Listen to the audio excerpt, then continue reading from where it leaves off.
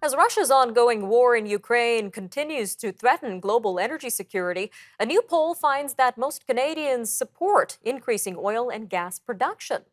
Now, this is according to a Ligier poll conducted for think tank secondstreet.org. It finds that over 70% are in support of boosting domestic production to reduce the global dependence on Russian supply.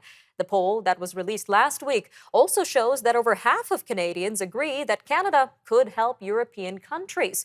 Now, this if the government approved more gas production and pipelines. All of this comes amid growing fears of an energy shortage in Europe over the winter months. Well, joining us now to discuss the poll is secondstreet.org's president, Colin Craig. Mr. Craig, welcome back to Forum Daily. Thanks for having me, Nima. So, can you give us a brief overview of the responses given in this poll across the country? Was the consensus the same throughout? For the most part, Canadians were very supportive of this idea of developing and exporting more natural gas and oil products. And I think it's pretty straightforward. Canadians have been tuning into TV now for several months. They've been picking up the paper, listening to radio reports about Vladimir Putin's attacks on Ukraine. Those tanks, those rockets, they're paid for by Russia selling oil and gas to Western countries in particular. And people don't want to be a part of that. And they understand that Canada has a lot of oil and natural gas that we could produce and export so that countries could buy from us instead of funding the war in Ukraine. And, there's widespread support for doing this across the country. 72% of Canadians say, yeah, let's do it. And a very large majority of those people are very much strongly supportive of doing this. And, it covers men, women, all age groups, every province in Canada. There's a large majority of Canadians that support this option.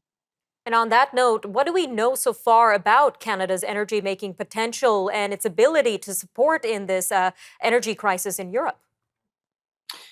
Yeah, so this is actually something that we've been looking into, and we'll be having a report coming out on this in the near future. But it is just what can we do in the short term? I think the answer is not a ton. We have to remember that you can't suddenly build a new pipeline overnight. You can't simply move forward with a major oil or natural gas project overnight either.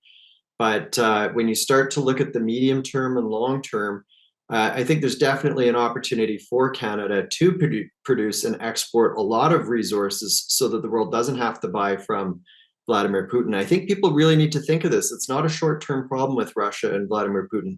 If he magically pulled out all his troops right now, who would want to buy oil from his regime, say, a year down the road or 5 years down the road? I think they've proven that they're not trustworthy, and the world's going to be needing to look at alternative suppliers. And I think that's where Canada could play a role. And another thing to consider here is the earning potential. So, what kind of earning potential does Canada's energy industry have on a global scale? How would that impact our economy and our faltering loonie?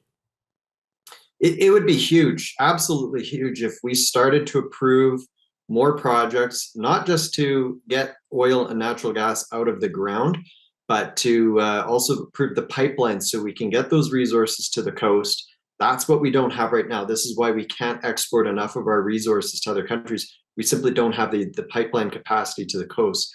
So if we did have that, we could make a lot of money as a nation, create a lot of jobs, there'd be a lot of tax dollars.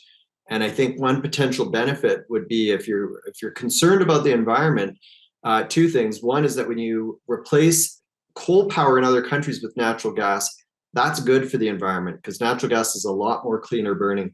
The second benefit for governments is they could take a lot of this, the tax dollars that they receive from selling these resources, and use them to develop technology to reduce emissions. So I think there's a real opportunity here for us to help the environment, help the world's geopolitical situation, and create a lot of jobs and make a lot of money for governments and at the same time.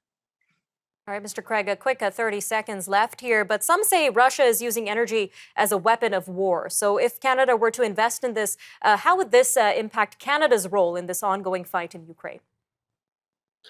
Well, Canada's been a peaceful nation for hundreds of years. This is an opportunity for us to continue with that role. We are an ethical supplier of oil and natural gas. And if we can build the capacity, the pipeline capacity to get those to other countries, then they can choose. buy oil from Russia and you're helping to fund tanks and rockets, or buy from Canada and you're helping a country develop technology that helps reduce emissions, and it's a peaceful country. Lots of things to consider. Mr. Craig, thank you again for joining us today on Forum Daily. Thanks, Nima. Stay with us. We'll be back after a short break. And when we return, of course, we're going to be taking a look at the major news and headlines coming from around the world. So stay tuned. Forum Daily will be back.